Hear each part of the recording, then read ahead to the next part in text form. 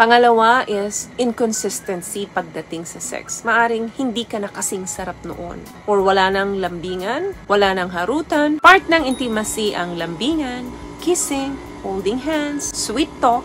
Maitim ba skin? Underarm at singit mo? K-Skin ang bahala sa'yo. Premium ang ingredients, paraben-free and sulfate-free, and FDA-approved, kaya safe for everyone.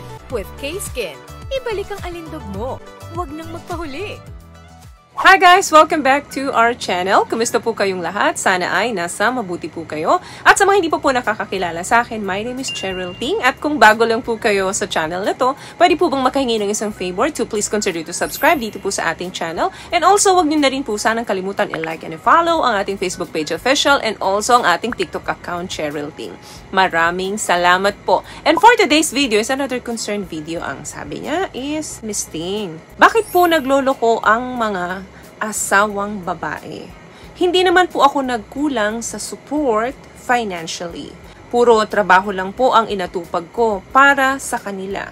Pero nakuha niya pa din akong lokohin. According sa survey and research, hindi na nalalayo ang porsyento ng mga babaeng nagloloko sa mga lalaking nagloloko. Limitan lang sa mga kababaihan bago nagloko yan. Maraming beses niya na munang pinigilan ang sarili niya. Pero sa huli, natokso pa rin siya. Ano nga ba yung mga dahilan, kalimitan ng mga kababaihan kapag nagagawa nilang magloko? Number 1 dyan, wala ka nang pakialam sa kanya. Tulad ng sinabi mo kanina, puro trabaho ang ginagawa mo, financially, very supportive ka naman. Pero nagawa ka pa rin niyang lokohin. Alam nyo guys, ang pera ay isa lamang sa 10 kinakailangan ng mag-asawa para ma-maintain nila ang init nung pagsasama nila. The thing is, kailan mo ba na-date ang wife mo? Kailan mo ba siya huling natanong kung kailan siya huling nalungkot? Kung anong kailangan niya sa sarili niya? Or kailan mo ba siya kinumusta? Ang mga kababaihan, they are very emotional. Kailangan lagi mo silang pinupuno ng pagmamahal at paglalambing. Gusto ng mga kababaihan na nababalidate sila and na-appreciate sila. Tulad din ninyo, hindi porkit nagbigay ka ng support financially sa wife mo ay isa ka ng mabuting asawa. Hindi po sapat yon. Dahil ang emotional starvation ay isa sa dahilan na pinakamalaki kung bakit nadi-detach emotional ang mga kapartner nating babae. Very important na pangalagaan ninyo ang emotional feelings ng mga partner ninyo. Dahil pag yan ang napabayaan ninyo at may isang taong nagpakita sa kanya nung emotional na attachment na hinahanap nila sa inyo na nawala na, doon na po papasok ang problema. Ang mga kalalakihan po, kalimitan kapag yan ay nag-cheat dahil yan, motivated sila by sex. Ang mga kababaihan, pag nag-cheat po yan, yan ay kadalasang kakulangan sa emotional attachment. At wala ng connection doon sa relationship nila or sa inyo. Number 2, sexual inconsistency. Kung gaano sa inyo kahalaga ang quality sex, ganun din po sa mga kababaihan. Hindi ko po nilalahat. Kasi kapag matagal na ang relasyon at medyo nasa senior age na, no, hindi na po first priority ang sex sa kanila. Pero dapat, nandun pa rin ang intimacy. Part ng intimacy ang lambingan, kissing, holding hands, sweet talk, yan, hindi lang sex. Sa mga mag-asawang aktibo pa sa pakikipagtalik, ang unang nawawala kapag ka nagloloko na ang babae, ay maaaring hindi nyo na naibibigay yung thrill sa kanya. Or hindi ka na ganun kasarap before. Kapag madalas mo nang hindi na ibibigayan ng sapat at masarap sa partner mo, isa po yan sa dahilan na pwedeng maghanap siya elsewhere. One way to make your sex life more pleasurable and meaningful is dapat aware ka sa partner mo kung ano yung pangangailangan niya. Sexual mindfulness po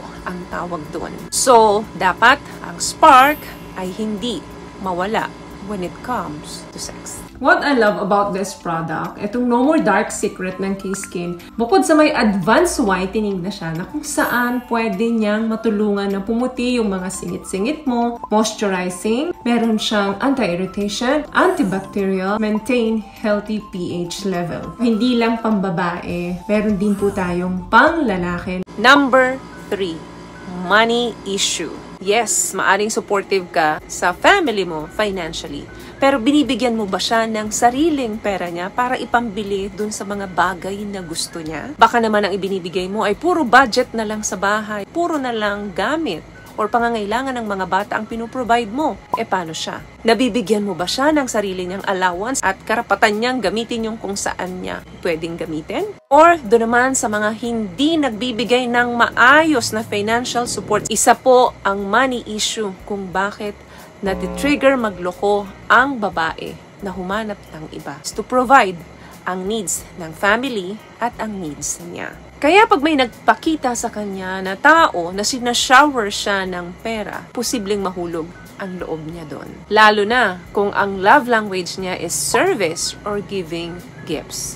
Yan pong tatlong yan ang kadalasang nagiging issue kung bakit may mga babaeng nagloloko. Number 1, emotional needs or emotional starvation. Gutom sila sa inyong pagmamahal, sa inyong lambing, sa inyong aruga. Pangalawa is inconsistency pagdating sa sex. Maaring hindi ka na kasing sarap noon. Or wala nang lambingan, wala nang harutan, wala nang landian. Pangatlo ay ang problema pagdating sa pera. Maaring napapabayaan mo siya financially. Minsan naman akala mo lang, yes, nagpo-provide ka financially sa family. Pangangailangan ng bahay, paano siya? Nabibigyan mo ba siya ng sarili niyang allowance para sa pang-sarili niyang pangangailangan? Or meron namang mga kalalakihan na totally hindi nakakapag-provide sa family. Kaya napipilitan ang babae na makahanap ng isang lalaki na mag-shower sa kanya ng mga pera na kinakailangan niya for the family at para sa sarili niya. May mga studies po na mas maraming mga kababaihan ang nakikipaghiwalay na nauuna